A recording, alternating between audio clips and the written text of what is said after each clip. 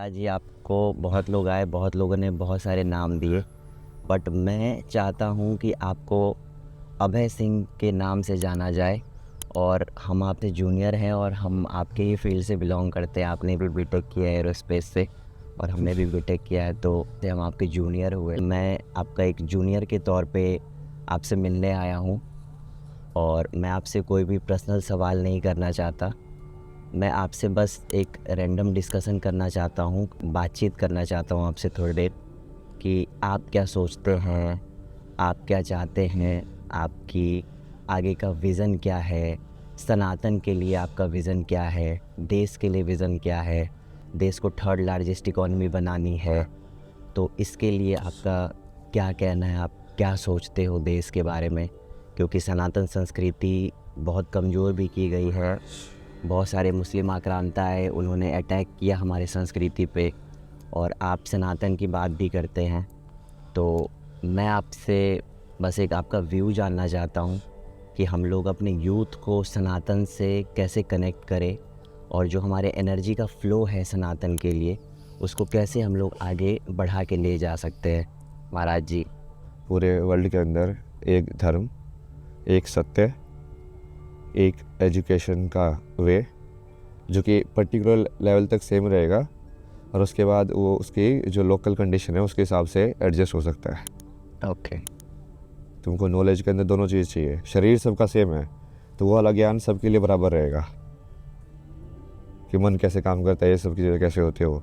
But जो कि बाहर की कंडीशन अलग है तो कौन सी चीज़ कहाँ पे खानी चाहिए वो वाला ज्ञान रीजनल हो जाएगा। तो ये पूरा नॉलेज जो सिस्टम जो है पूरे वर्ल्ड का, उसका इस टाइप से बनाना ताकि लोग खुद को भी समझ पाए और अपने आजू बाजू और एक बेहतर जीवन भी जी पाएँ।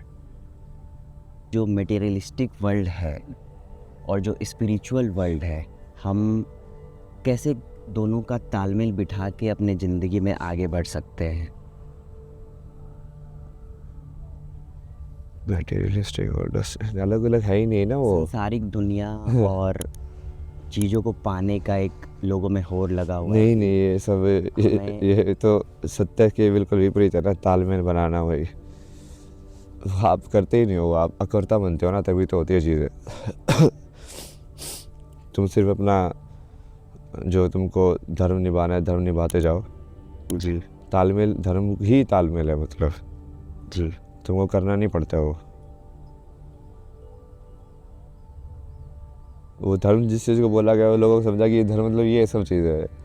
नहीं मतलब जब वो मोमेंट ऑफ लाइफ किस डायरेक्शन में जानी चाहिए वो उसका धर्म है। मतलब वो उसको वैसे ही बोल सकते हो जैसे पॉजिटिव चीज़ की पॉजिटिव होने की टेंडेंसी, जैसे इलेक्ट्रॉन जिस भी एंटिटी को तुम बोल रहे हो इलेक्ट्रॉन, उसकी इलेक्ट्रॉन होने की टेंडेंसी, मतलब वो उसका धर्म है। यदि वो इलेक्ट्रॉन बन के यदि एग्जिस्ट नहीं करता तो फिर वो एटम कैसे बनता। तो इस लाइक हर एक चीज़ का उसके होने में बहुत बड़ा रेलेवेंस है। महाराज जी, हमारे ज़िंदगी का जो लास्ट गोल है, लास्ट एम, मुझे लगता है कि वो क्या हो सकता है हमारे लिए। इस क्वेश्चन के अंदर ही पूरा एनालाइज करके बता सकते हैं कि तुम्हारी चेतना कैसे अपने आप को कैसे आइडेंटिफाई कर रही है। क्योंकि तुमने जैसे जैसे संसार को डिस्क्राइब किया है हर एक वर्ड एक अजम्पशन है। यही आखिरी है वो ज़िंदगी का कि ये इतनी चेतना डेवलप करना कि तुम ये इस बाहर के संसार के उसमें जाल में ना फंसो। सिद्धि और साधना क्या हो सकता है। सिद्धि और साधना, जी। सिद्धि तो फाइनल उसका वो है, लोकेशन है। साधना तरीका है। मानव शरीर को नश्वर शरीर क्यों कहा गया है। क्योंकि इस वैसे तो मन का शरीर भी नश्वर ही होता है। जी। तो जो मानव शरीर है वो स्थूल शरीर है तो उसकी नश्वरता और कम होती है। बल्कि अगर परम ज्ञान की प्राप्ति करना चाहें तो हम मानव परम ज्ञान की प्राप्ति कैसे कर सकते हैं। परम ज्ञान है क्या, वही तो प्राप्त करना है। तुमको पता है परम ज्ञान की प्राप्ति करनी है, बोले तुमको ऑलरेडी परम ज्ञान पता है तो फिर प्राप्ति किसकी कर रहे हो। कृष्णा को हाईएस्ट फॉर्म ऑफ एनर्जी कहा जाता है, तो हम हाईएस्ट फॉर्म ऑफ एनर्जी को कैसे समझ सकते हैं। तुम ही हो ना सब कुछ, कैसे समझ सकते हो। उसके तो सब साधना के तरीके हैं। मृत्यु को क्या समझा जाए, मृत्यु क्या है और जीवन क्या है? मृत्यु और जीवन एक ही चीज़ है। क्या चीज़ मरती है, क्या चीज़ जिंदा रहती है, जब आप उसके बारे में सोचोगे तो जवाब मिलेगा ना। किस चीज़ है जो मृत्यु हुई?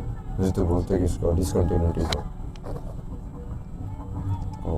What is like inner source of energy क्या है, और हम अपने अंतर आत्मा को कैसे जान सकते हैं? इच्छा शक्ति, ज्ञान शक्ति, क्रिया शक्ति। इच्छा शक्ति से ज्ञान शक्ति, ज्ञान शक्ति से क्रिया शक्ति। प्रेम क्या है और नफरत क्या है? प्रेम नफरत ये इनके वो नहीं है ना, सिनोनिम नहीं है। मोह और नफरत, मोह किसी चीज़ को पास खींचना, नफरत किसी चीज़ को दूर करना। जो प्रेम है उसमें तो डायनेमिक, उसमें इक्विलिब्रियम में रहता है वो।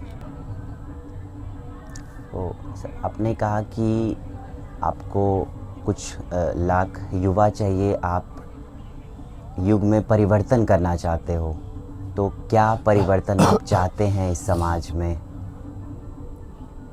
ये तो मैंने बहुत बार बताया हुआ ना, क्या परिवर्तन चाहते हैं। मैंने सब कुछ ही बताया ना, सत्य की स्थापना करनी है। गाय को राष्ट्रीय माता, हमारे देश की माता घोषित करना चाहिए, और आज के टाइम में ये कितना ज़रूरी है कि हम गौ माता की रक्षा करें और उन्हें राष्ट्रीय माता का दर्जा दें। कर दो।